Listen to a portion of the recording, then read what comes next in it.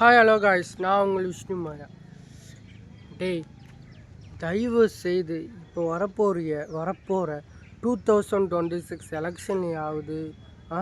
மனசாட்சிக்கு உட்பட்டு அவங்ககிட்டையும் காசு வாங்காமல் ஓட்டு போடுங்கடா. அறிவில்லை, வயிற்றுக்கு சாப்பாடு தானடா சாப்பிட்றீங்க. என் பிளான் இல்லை சார். சார் என் பிளான் இதில் இருக்கிற எதுவுமே இல்லை சார். என் பிளான் எனக்கு ஓட்டை விற்கிறது தாய்ப்பாலை விற்கிறதுக்கு சமம் அப்படின்னு சொல்லி பார்த்தாச்சு.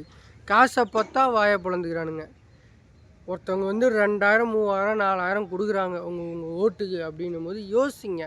அவங்க கொடுக்குற 2000 3000 இதை வச்சு உங்களால் லைஃப்பை 5 வருஷத்துக்கு உங்களால் ரன் பண்ண முடியும். இப்படிப்பட்ட வாழ்க்கை வாடுறதுக்கு நாட்டுக்கு சாகலாம். ஆனா நீ மட்டும் அதே இடத்துல அப்படியே இருக்கு. அப்படியா? ஏறமையாவது மண்ணாங்கிட்டியாவது இங்க காசு இல்லைன்னா ஒன்னும் வேலைக்கு ஆகுது தம்பி. என்னடா அப்படியா கொப்படியா?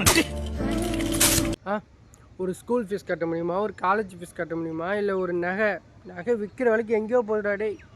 ஒரு நகை வாங்க முடியுமா? ஒரு கார் வாங்க முடியுமா? சொந்த வீடு வாங்க முடியுமா? முடியாது. மிஞ்சி போனால் என்ன பண்ணலாம்? நல்லா ஒரு ட்ரெஸ் எடுத்துக்கலாம். நல்லதாக ஒரு 2-3 நாள் நல்ல சாப்பாடு சாப்பிட்லாம். இதெல்லாம் யாருக்குமே புரிய மாட்டேங்குது. அப்புறம் நீங்கள் கேட்பீங்க, அவங்க இந்த 2000 3000 தான்ப்பா நான் ஏதாவது ஒரு பிரச்சனையை முடிக்கிறேன் அப்படின்னு நீங்கள் கேட்பீங்க. டேய், ஒரு பிரச்சனையை முடிச்சிடுவேன். ஆனால் உன் லைஃப்பில் வரப்போகிற 1000 பிரச்சனையை யாரா முடிப்பா? நீ 2000 3000 வாங்கிட்டு ஓட்டை போட்டு போயிட்டே இருப்ப. ஆனால் அந்த ஓட்டில் மக்களை விலை கொடுத்து வாங்கி சட்டசபைக்கு போயிட்டு அவன் 10,000 20,000 30,000 கோடி சம்பாரித்து அமெரிக்கா லண்டன்னு பணத்தை போட்டு அவன் அக்கௌண்ட்டில் அவனுடைய 30 தலைமுறைக்கு சொத்து சேர்த்து வச்சிடும். பயங்கரமா இருக்கும். நீங்க என்ன பண்றீங்க? சர்ப்ரைஸ். அவங்க உங்களுக்கு ஒரு சர்ப்ரைஸ் பண்ணுவாங்க பாருங்க, அது அதிபயங்கரமா இருக்கும். All the best bro. நல்லா ரொம்ப தேங்க்ஸ். நீங்களும் நல்லா சார் போலாங்களா? நீ என்ன பண்ணுவ? அதே பழைய சைக்கிள் தான், அதே பழைய வண்டி தான், அதே பழைய கார் தான், அதே வாடகை வீடு ஓட்டு வீடு தான். இதெல்லாம் மக்கள் தான் சிந்திக்கணும். இதெல்லாம் நாம் ஒன்றும் பண்ண முடியாது. அதாவது ஒரு பிரச்சனைக்காக ஒரு ஒட்டுமொத்த எலெக்ஷனையே புறக்கணித்த வரலாறுலாம் இருக்குது. அதெல்லாம் எடுத்து பாருங்கள். சில தொகுதிகளில் சில கிராமங்களில் இந்த பிரச்சனையை தீர்க்கலைங்க, அதனால நாங்கள் ஓட்டு போட மாட்டோம் அப்படின்னு சொல்லி ஓட்டு போடாமல் அந்த எலெக்ஷனே புறக்கணித்த எத்தனையோ தொகுதிகள் எத்தனையோ கிராமப்புறங்கள்லாம் இருக்குது. வாங்க, ஓட்டு உங்கள்கிட்ட ஒருத்தங்க கேட்டு வராங்க அப்படின்னா உங்கள் ப்ராப்ளத்தை சொல்லுங்கள். சார், எங்களுக்கு இந்த ப்ராப்ளம்லாம் இருக்குது. எந்த கேண்டிடேட்டாக இருக்கட்டும், எந்த கட்சிகளாக இருக்கட்டும், உங்கள்கிட்ட உங்கள் வீட்டுக்கு ஓட்டு கேட்டு வராங்க அப்படின்னா எங்களுக்கு இந்த பிரச்சனை இருக்குது, நீ சால்வ் பண்ணு, நான் ஓட்டு போகிறேன், என் ஃபேமிலி ஓட்டு உனக்கு தான் சொல்லுங்கள். தெருக்கு இப்போல்லாம் பக்கத்து வீடு எதிர் வீடு எல்லாம் சண்டை தான்.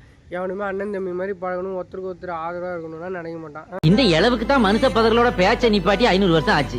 என்ன ஏமல வம்புகளுக்கிய இல்ல பறவை பண்ணி இதோட தான் நான் பேசுறது. இல்ல நம்ம எலி ஐயா அது பொந்துக்குள்ள இருக்குதுங்க. பொந்துக்குள்ள இருக்கட்டும், நம்ம சாமான்ஜெட்ட தூக்கிட்டு போவோம். ஏண்டாடி, நீங்களாம் ஒன்றா சேர்ந்து ஒரு தெரு ஒன்றா சேருங்க, ஒரு ஊர் ஒன்றா சேருங்க.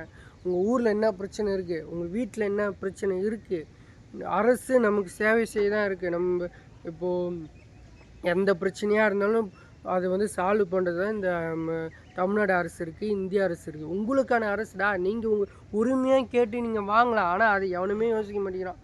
எல்லாம் ஒன்றா சேரலாம். ஒன்றா சேர்ந்து எங்களுக்கு ஊரில் இந்த மாதிரி பிரச்சனை இருக்குது, எங்களுக்கு தொகுதியில் இந்த மாதிரி பிரச்சனை, இந்த மாதிரி கிராமப்புறங்கள் இந்த மாதிரிலாம் பிரச்சனை இருக்குதுன்னு சொல்லுங்கள்.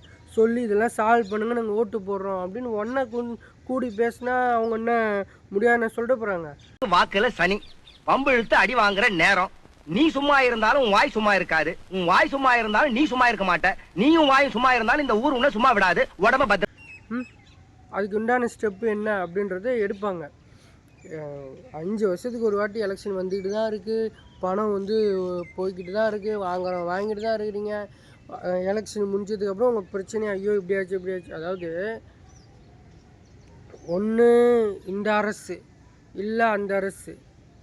இவனுங்க என்ன சொல்கிறானுங்க, இந்த அரசு இருந்திருந்தால் இதை செஞ்சுருக்கோம், அந்த அரசு இருந்திருந்தால் இதை செஞ்சுருக்கோம். டேய், நீ முட்டா பயிலாட்ட காசை வாங்கிட்டு ஓட்டு போட்டு ஒன்று எம்கே ஸ்டாலின் சாரை குத்தம் சொல்லுவானுங்க, இல்லை எடப்பாடி பழனிசாமி அங்கிளை குத்தம் சொல்லுவானுங்க. அடுத்தது எல்லா கட்சியும் சீமான் அண்ணன் விஜய் அண்ணன் இவங்கள வந்து குத்தம் சொல்லுவானுங்க.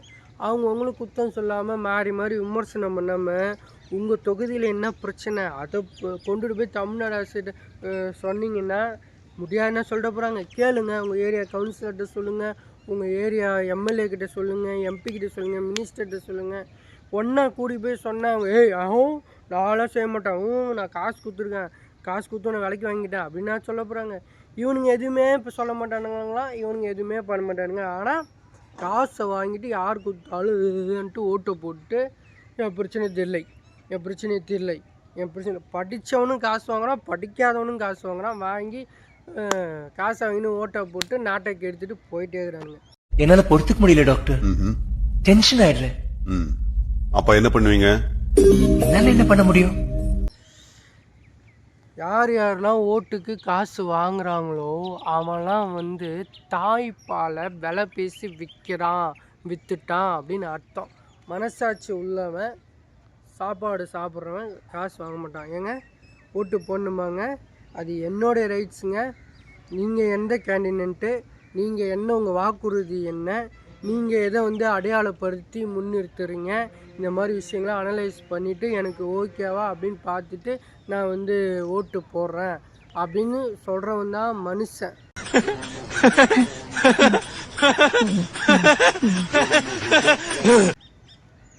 காசை வாங்கிட்டு ஓட்டு போடுறவன் தரங்கெட்ட குப்பை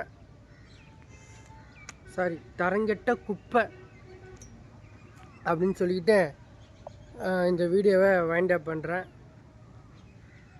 நாம் என்னங்க பண்ண முடியும், வீடியோவில் தான் போட முடியும்.